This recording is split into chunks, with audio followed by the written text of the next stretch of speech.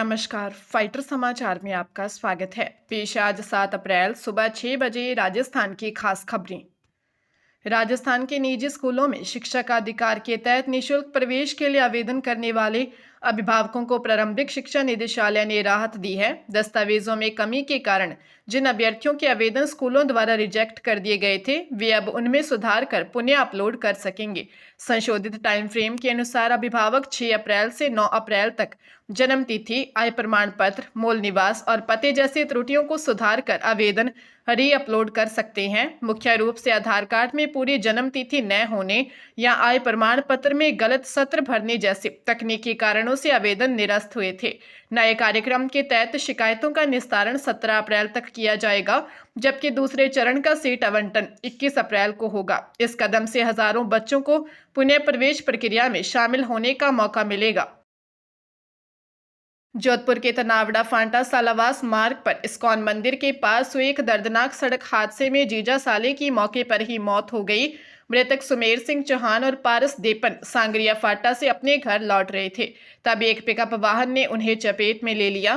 Police ने दोनों शवों को अस्पताल की मोर्चरी में रखवाकर जांच शुरू कर दी है। वही घटना की सूचना के बाद दोनों परिवारों में कोहराम मच गया। स्थानीय लोगों के अनुसार हादसों का मुख्य कारण भैरव नाला का अधूरा निर्माण, एक तरफ बंद पड़ी सड़क, इस्कॉन मंदिर के सामने बना कट और मुख्य सड़क पर खुले पड़े सीवरेज ढक्कन हैं। लगातार हो रहे हादसों के विरोध में तनावड़ा फांटा व्यापार मंडल और ग्रामीणों ने नाराजगी जताई है। उनका कहना है कि यदि जल्द ही समस्या का समाधान नहीं किया गया तो सालावास रोड पर चक्का जाम कर विरोध प्रदर्शन किया जाएगा।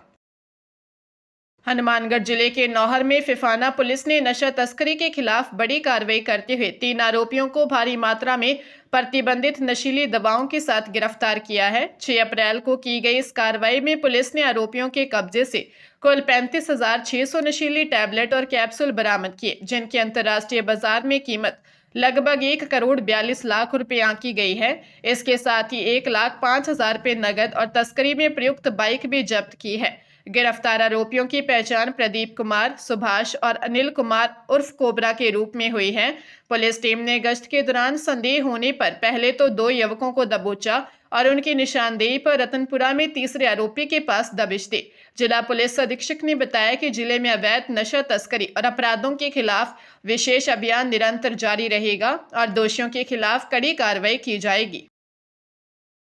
पाली जिले के तखतगढ़ में 2 बुजुर्ग सहेलियों की अटूट दोस्ती की मिसाल देखने को मिली, जिन्होंने जीवन के साथ मौत के बाद भी एक दूसरे का साथ नहीं छोड़ा।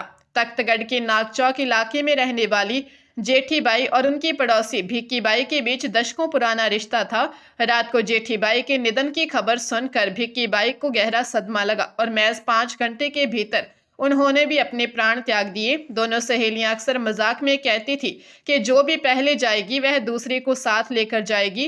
इस संयोग और गहरी संवेदना को देखते हुए दोनों परिवारों ने एक ही चिता पर उनका अंतिम संस्कार करने का निर्णय लिया। जालोर जिले के आहोर क्षेत्र के रहने वाले इन सहेलियों के पति भी आपस में गहरे दोस्त थे। सैकड़ों नम आंखों के बीच शमशान घाट में दोनों को अंतिम विदाई एक साथ हुई।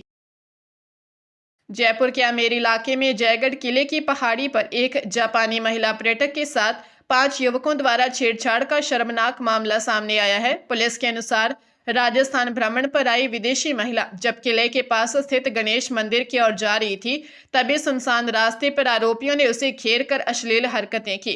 पीड़िता ने हिम्मत दिखाते हुए शोर मचाया, जिससे घबराकर आरोपी मौके से फरार हो गए।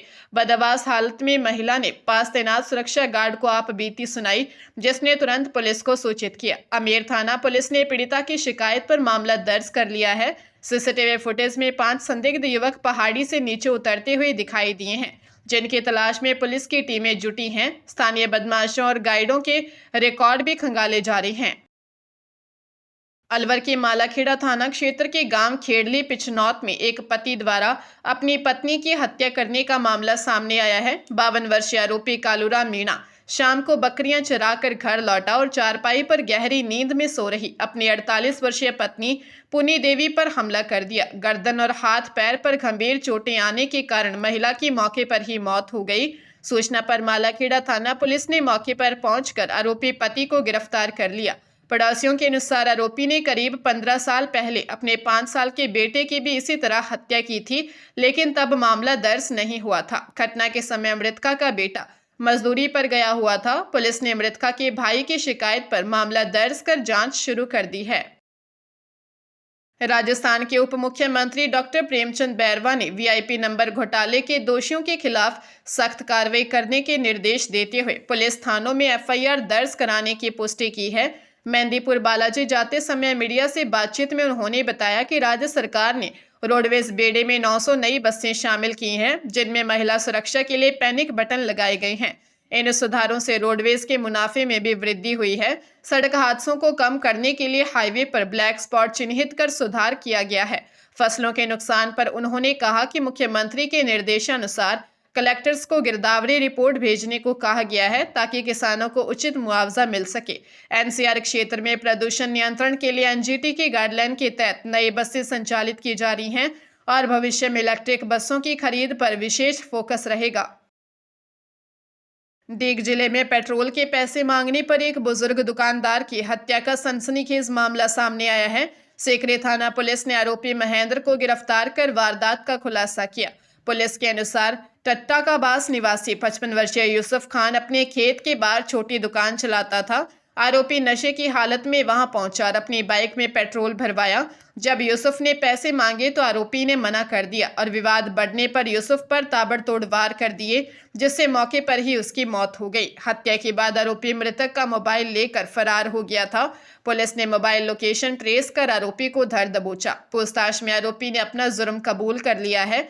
डेग एसपी ने बताया कि वारदात के समय आरोपी के पास पेट्रोल के पैसे नहीं थे। फिलहाल पुलिस आरोपी से पूछताछ कर रही है।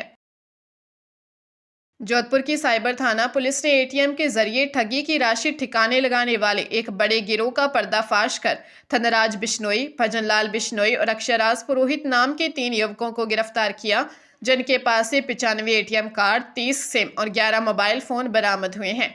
पूछताछ में सामने आया कि ये आरोपी टेलीग्राम के जरिए दिल्ली और नासिक के एजेंटों से जुड़े थे और किराए के बैंक खातों का इस्तेमाल करते थे। ये युवक साइबर ठगी का पैसा खातों में आते ही महज 30 से 60 मिनट के भीतर एटीएम से निकाल लेते थे, ताकि बैंक खाता फ्रीज न हो सके। निकाले गए रकम को वे यूएसडीटी जैसी वर्चुअल करेंसी में बदलकर मुख्य ठगों को भेजते थे। आरोपियों ने अब तक करीब 5 करोड़ रुपए का लेन देन किया है। इनमें से एक आरोपी बीए का छात्र है और एक स्नातक है। पुलिस अब इनके फरार साथियों और नेटवर्क से जुड़े अन्य एजेंटों की तलाश कर रही है।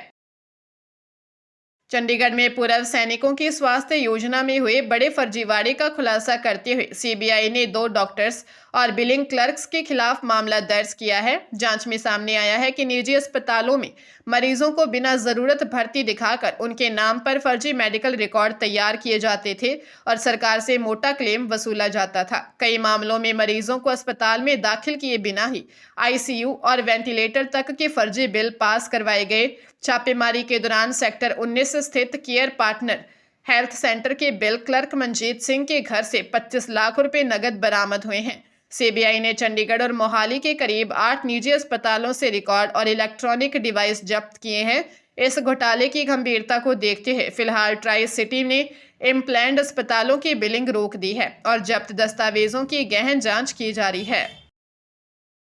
झुंझुनू की सूरजगढ़ थाना पुलिस ने जादुई ट्यूब के नाम पर ठगी करने वाले गिरोह के एक और सदस्य को गिरफ्तार किया है।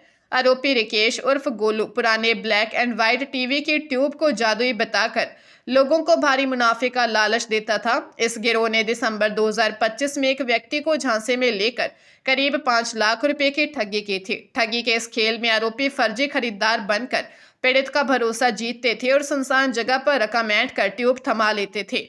बाद में उसे ट्यूब को टूटा हुआ बताकर जांच के बहाने वापस ले लिया जाता था। पुलिस ने तकनीकी साक्ष्यों के आधार पर कार्रवाई करते हुए आरोपी को धर दबोचा, जबकि मुख्य आरोपी मनोज कुमार पहले ही जेल भेजा जा चुका है। फिलहाल पुलिस गिरोह के अन्य सदस्यों की तलाश में जुटी है।